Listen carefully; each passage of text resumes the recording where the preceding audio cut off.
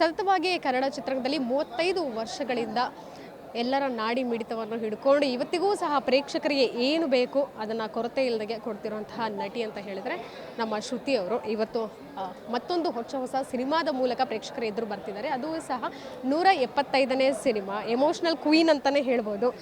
ಆ ಒಂದು ಟೈಟಲ್ ಇರ್ಬೋದು, ಮನೆ ಮಗಳು, ಎಮೋಷ್ನಲ್ ಕ್ವೀನ್ ಎಲ್ಲವನ್ನು ಆರಾಧಿಸುವಂಥವ್ರು. ಜೊತೆಗೆ 175ನೇ ಸಿನಿಮಾ ಅಂತ ಕೇಳಿದ ತಕ್ಷಣ ಖುಷಿ ಆದ್ವಿ, ಜೊತೆಗೆ ಸ್ಟನ್ ಕೂಡ ಆದ್ವಿ. ಹೌದಾ? ಇವತ್ತು ಮುಹೂರ್ತ ಆಯಿತು, ಮದರ್ ಅನ್ನುವಂಥ ಟೈಟಲ್ಲು. ಸೊ ನಿಮ್ಗೆ ಎಷ್ಟು ಖುಷಿ ಆಗುತ್ತೆ? ನೀವು ಡೈರಿ ಬೇರೆ ಮೇಂಟೈನ್ ಮಾಡ್ತೀರಂತೆ. ಇಲ್ಲ, ಮಾಡಲೇಬೇಕಲ್ಲ. ಲೈಕ್ ಅಮ್ಮ ತುಂಬ ದಿನಗಳಿಂದ ನಾನು ಮೊದಲು ಯಾವ್ದ್ಯಾವ್ದು ಸಿನಿಮಾ ಮುಗಿದ್ರು ಅದನ್ನೆಲ್ಲ ಬರೆದಿಟ್ಕೊಳ್ಳೋರು. ಆವಾಗೆಲ್ಲ ಮೊಬೈಲ್ ಇರಲಿಲ್ಲಲ್ಲಮ್ಮ. ಸೊ ಎಲ್ಲ ನಮ್ಮಮ್ಮ ನೋಟ್ ಮಾಡ್ಕೊಳ್ಳೋರು, ಯಾವ್ಯಾವ ಸಿನಿಮಾ ಯಾವ್ದಾದ್ಮೇಲೆ ಯಾವುದು ಆರ್ಡ್ರ್ ಎಲ್ಲ ಬರ್ಕೊಂಡಿದ್ರು. ಸೊ ಇತ್ತೀಚೆಗೆ ನಾನು ಮೇಂಟೈನ್ ಮಾಡ್ತೀನಿ ಅದನ್ನು. ಸೊ ಹಾಗಾಗಿ ಇವರು ಸಿನಿಮಾ ಬಂದು ಎಷ್ಟನೇ ಸಿನಿಮಾ ಅಂತ ಕೇಳುವಾಗ ನಾನು ಡೈರಿ ಓಪನ್ ಮಾಡಿದಾಗಲೇ ಗೊತ್ತಾಗಿದ್ದು ನನಗೆ ಇದು 175ನೇ ಸಿನಿಮಾ ಆಗುತ್ತೆ ಅಂತ. 175ನೇ ಸಿನಿಮಾ ಅನ್ನೋದು ಒಂದು ವಿಶೇಷ ಅಂತ ನನಗನ್ಸೋದು.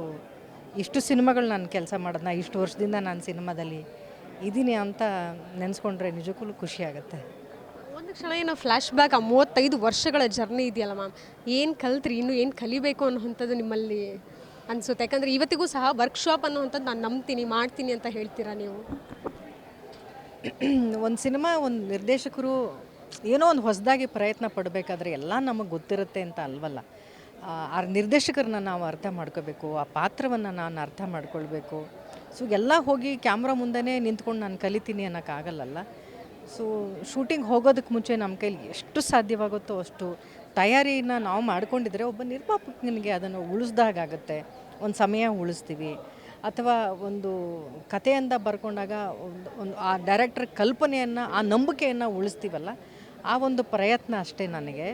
ಪ್ರತಿಯೊಂದು ಸಿನಿಮಾದಲ್ಲೂ ನನಗೆ ಏನಾದ್ರು ಒಂದು ಹೊಸದಾಗಿ ಕಲಿಬೇಕು ಅಂತ ಆಸೆ. ಆ ಒಂದು ಆಸೆ ಇರೋ ಕಾರಣಕ್ಕೆ ನನಗೆ ಹೊಸ ಥರದ ಪಾತ್ರಗಳು ಸಿಗ್ತಾಯಿದೆ. ಅದು ಮಾದೇವದಲ್ಲಿ ಇತ್ತೀಚೆಗೆ ನಾನು ಒಂದು ವಿಲನ್ ಕ್ಯಾರೆಕ್ಟರ್ ಮಾಡಿದ್ದಾಗಿರ್ಬೋದು. ಸೊ ಇನ್ನೂ ಒಂದು ಹೊಸ ಪಾತ್ರಗಳು ಕೊಡ್ತಾ ಇದ್ದಾರೆ ಅಂತಂದರೆ ಎಲ್ಲೋ ನಾವು ಇನ್ನೂ ಹೆಚ್ಚು ಕಲಿಬೇಕು ಅನ್ನುವಂಥ ಒಂದು ಉತ್ಸಾಹ ನನಗೆ ಬರ್ತಾ ಇರೋ ಪಾತ್ರಗಳಿಂದ ಸಿಗುತ್ತೆ. ಸೊ ನಾನು ಕಲಿಬೇಕು ಅಂತ ಅನಿಸಿದ್ದೆ ಬಿಕಾಸ್ ಆಫ್ ದಿಸ್ ಕ್ಯಾರೆಕ್ಟರ್. ಅದೇನೋ ಹೊಸದನ್ನು ಹೇಳೋವಂಥ ಪ್ರಯತ್ನ ಮಾಡ್ತಾಯಿದ್ದೆ. ಹೊಸದೇನಾದ್ರು ನಾನು ಕಲೀಲೇಬೇಕಲ್ಲ.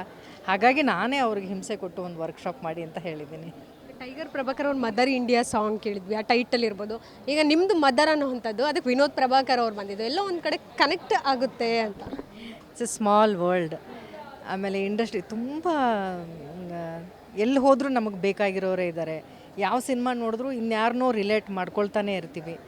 ಹಾಗಾಗಿ ಇವತ್ತು ಒಂಥರ ಕಾಕತಾಳಿ ಅನ್ನಂತೆ ಮದರ್ ಇರ್ಬೋದು, ಅವ್ರ ತಂದೆಯವ್ರು ಮಾಡಿದಂಥ ಸಾಂಗು. ನಾನು ವಿನೋದ್ ಜೊತೆ ಕೆಲಸ ಮಾಡಿದ್ದೀನಿ, ಪ್ರಭಾಕರ್ ಸರ್ ಜೊತೆ ಕೂಡ ಕೆಲಸ ಮಾಡಿದ್ದೀನಿ. ಫೀಲ್ಸ್ ಹ್ಯಾಪಿ ಯಾರಾದರೂ ಹಾಗೆ ಜ್ಞಾಪಿಸಿದಾಗ. ಈ ಕಡೆ ಸಿನಿಮಾಗಳನ್ನು ಮಾಡ್ತೀರಾ, ರಿಯಾಲಿಟಿ ಶೋಸ್, ಅಂದರೆ ಕಂಟಿನ್ಯೂ ಆಗಿ ಬ್ರೇಕ್ ತಗೋತಾ ಇಲ್ಲ ನೀವು. ಆ ಎಂತೂಸಿಯಾಸಮ್ ನಿಮ್ಮಲ್ಲಿ ಇವತ್ತಿಗೂ ಕಾಣಿಸ್ತಾ ಇದೆ. ಬ್ರೇಕ್ ಬೇಕು ಅಂತ ನೀವು ಕೇಳಬೇಡಿ, ನಾನು ಕೇಳ್ಕೊಳ್ಳಲ್ಲ.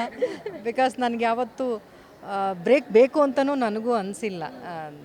ಇಂಡಸ್ಟ್ರಿಗೆ ಬಂದಾಗಲಿಂದ ನನಗಿರುವಂಥ ಎನರ್ಜಿನೇ ಅದು. ಯಾವಾಗಲೂ ಕೆಲಸ ಸಿಗ್ತಾನೆ ಇರುತ್ತೆ, ಕೆಲಸ ಮಾಡ್ತಾನೆ ಇರ್ತೀನಿ. ಜನ ನನ್ನನ್ನು ಹೊಸ ರೀತಿಯಲ್ಲಿ ನೋಡೋಕ್ಕೆ ಇಷ್ಟಪಡ್ತಾರೆ. ಹೀಗೆ ನನಗೆ ಬರ್ತಾ ಇರೋ ಅವಕಾಶಗಳಿಗಿಂತ ನಾನು ಹೀಗೆ ಖುಷಿಯಾಗಿದ್ದೀನಿ. ಈಗ ಪ್ರತಿ ವರ್ಷ ಬರ್ತ್ಡೇ ಬಂದಾಗ 1 year 2 year ಅಂತ ಸೆಲೆಬ್ರೇಟ್ ಮಾಡ್ಕೊಳ್ತಾ ಇರ್ತೀವಿ. ಬಟ್ ನೀವು 35 ವರ್ಷ ಅಂತ ಹೇಳಿದಾಗ ಇಟ್ಸ್ ನಾಟ್ ಈಸಿ ಮ್ಯಾಮ್, ಇಂಡಸ್ಟ್ರಿನಲ್ಲಿ ಸರ್ವೈವ್ ಆಗೋದು. ಅದು ಹೀರೋಯಿನ್ ಆಗಿ ಮದುವೆ ಆದಮೇಲೂ ಸಹ ಒಂದು ಮಕ್ಕಳಿರ್ಬೋದು, ಎಲ್ಲವನ್ನು ತೂಗಿಸ್ತಾ ಬ್ಯಾಲೆನ್ಸ್ ಮಾಡ್ಕೊಳ್ತಾ ಬರ್ತಾ ಇದ್ದೀರಾ, ಯಾವುದೇ ಕಾಂಟ್ರವರ್ಸಿ ಇಲ್ಲದೆ. So how is that possible ಅಂತ? ಇಲ್ಲ, ಬಹುಶಃ ನಾನು ಇದೇ ಥರದ ಪಾತ್ರಗಳನ್ನೇ ಮಾಡಬೇಕು ಅಂತ ನಾನು ಯಾವತ್ತೂ ನಿಂತಿಲ್ಲ. ಇವತ್ತು ನನಗೆ ಅವಾರ್ಡ್ ಕೊಡುವಾಗ ಎಷ್ಟೋ ಅವಾರ್ಡ್ಗಳು ನನಗೆ ಬೆಸ್ಟ್ ಸಪೋರ್ಟಿಂಗ್ ಆರ್ಟಿಸ್ಟ್ ಅಂತ ಕೊಡುವಾಗ ನನಗೆ ಬೇಜಾರು ಆಗಲ್ಲ. ಸಿನಿಮಾ ನನಗೆ ಸಪೋರ್ಟ್ ಮಾಡ್ತಾಯಿದೆ, ನಾನು ಇವತ್ತು ಸಪೋರ್ಟ್ ಮಾಡ್ತಾಯಿದ್ದೀನಿ ಅಷ್ಟೇ. ಕಾಲಕ್ಕೆ ನಾನು ಬ್ಲೆಂಡ್ ಆಗ್ತಾ ಹೋಗಿದ್ದೀನಿ. ನಾನೊಬ್ಬ ಕಲಾವಿದೆಯಾಗಿದ್ದೆ, ನಾನು ಈ ಥರದ ಪಾತ್ರ ಮಾಡಬಾರ್ದು, ಅಕ್ಕ ಮಾಡಬಾರ್ದು, ಅಮ್ಮ ಮಾಡಬಾರ್ದು ಅಂತ ನಾನು ಯಾವತ್ತೂ ಅಂದ್ಕೊಂಡಿಲ್ಲ. ನಾನೊಬ್ಬ ಕಲಾವಿದೆ, ನಾನು ಕಲಾವಿದೆಯಾಗಿ ಕೆಲಸ ಮಾಡಬೇಕು, ನಾನು ಕೆಲಸ ಮಾಡ್ತೀನಿ ಅಷ್ಟೇ. ಹಾಗಾಗಿ ಜನ ಇವತ್ತಿಗೂ ನನ್ನನ್ನು ಜ್ಞಾಪಿಸ್ಕೊಂಡು ಯಾವುದಾದ್ರು ಒಂದು ಪಾತ್ರಗಳು ಬರೀತಾರೆ ಅಂದರೆ ಅದೇ ಕಾರಣಕ್ಕೋಸ್ಕರ. ಬಹುಶಃ ಶ್ರುತಿಯವ್ರಿಗೆ ಜ್ಞಾಪಿಸ್ಕೊಂಡು ಈ ಥರದ್ದೊಂದು ಕತೆ ಬರೆದ್ರೆ ಅವ್ರು ಇಲ್ಲ ಅಂತ ಹೇಳಲ್ಲ ಅನ್ನುವಂಥ ಒಂದು ನಂಬಿಕೆ ಇದೆಯಲ್ಲ, ಆ ನಂಬಿಕೆನ ಉಳಿಸ್ಕೊಂಡಿದ್ದೀನಿ. ಈ ಸಿನಿಮಾದಲ್ಲಿ ಕಣ್ಣೀರು ಹಾಕಿದ್ರೆ ಸಿನಿಮಾ ಸಕ್ಸಸ್ ಅನ್ನೋ ಅಂಥದ್ದು ಎಲ್ಲೋ ಒಂದು ಕಡೆ ಮಾತಾಡ್ತಾರೆ ಜನ. ಮಾತಾಡ್ತಾರಾ? ಯಾಕಂದರೆ ಕಣ್ಣೀರು ಹಾಕಿರೋ ಸಿನಿಮಾಗಳೆಲ್ಲ ಸೂಪರ್ ಹಿಟ್ ಆಗಿದೆ ನಿಮ್ಮದು. ಈ ಸಿನಿಮಾದಲ್ಲಿ ಹೇಗೆ ಮಾಡೋದು? ಅಳಿಸ್ತೀರಾ ನಗಿಸ್ತೀರಾ? ಇಲ್ಲ, ಒಂದು ಬೇರೆ ಥರದ ಒಂದು ಕಥೆನ ಬರ್ಕೊಂಡಿದ್ದಾರೆ ಈ ಸಿನಿಮಾದಲ್ಲಿ. ಒಂದು ಸಿನಿಮಾ ಅಂದಮೇಲೆ ಎಲ್ಲ ಎಮೋಷನ್ಸ್ಗಳು ಇದ್ದೇ ಇರಬೇಕು. ಅದು ನನ್ನ ಪಾತ್ರದ ಮೂಲಕ ಇರುತ್ತಾ ಸಿನಿಮಾದಲ್ಲಿ ಇರುತ್ತಾ ಅನ್ನೋದು ನಾನು ಹೇಳೋಕ್ಕಾಗಲ್ಲ ಅಷ್ಟೇ.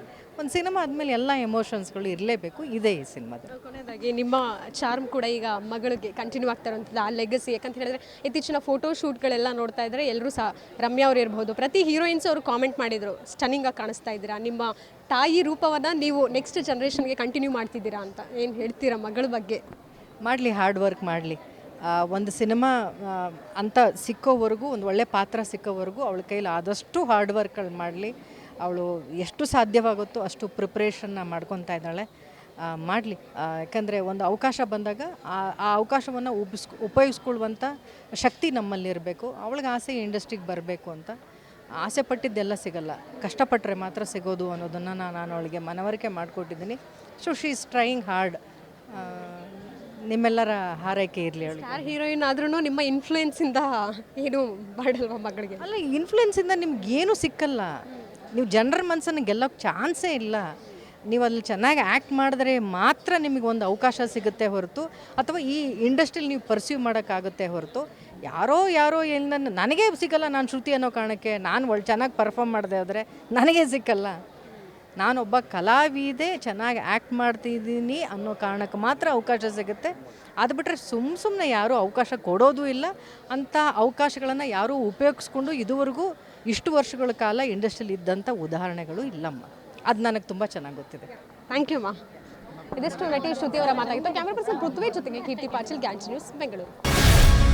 ಗ್ಯಾರಂಟಿ ನ್ಯೂಸ್, ಸುದ್ದಿ ಖಚಿತ, ನ್ಯಾಯ ನಿಶ್ಚಿತ.